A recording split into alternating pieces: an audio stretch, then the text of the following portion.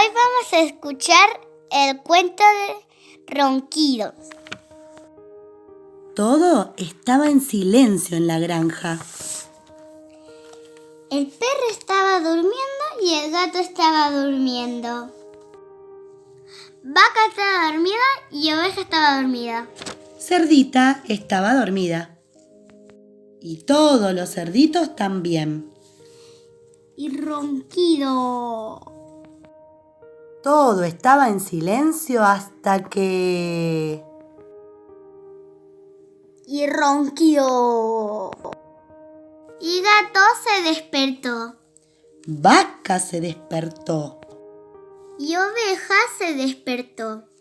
Cerdita se despertó y todos los cerditos también. Y Ronquido. Era tan ruidoso que nadie podía dormir.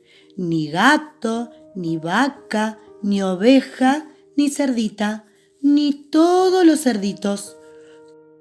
¿Qué hacemos para que perro deje de roncar?, dijo el gato. Ya sé, dijo vaca, y vaca se acercó a perro y... ¡Achú! estornudó en la oreja de perro. Y oveja hizo bu. Ya sé, dijo gato, ¿por qué no le cantamos? Gato hizo...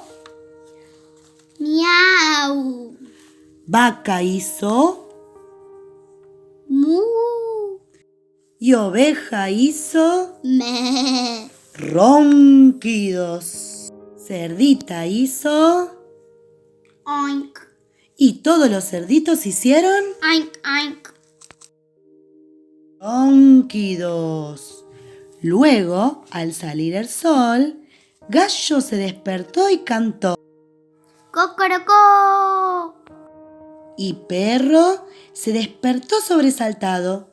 Se fue corriendo por el camino después de un sueño tranquilo y reparador. Pero Gato, Vaca, Oveja, Cerdita y los cerditos estaban tan cansados que se quedaron dormidos. Ronquido. Y este cuento se ha terminado. Y colorín colorado, este cuento se ha terminado.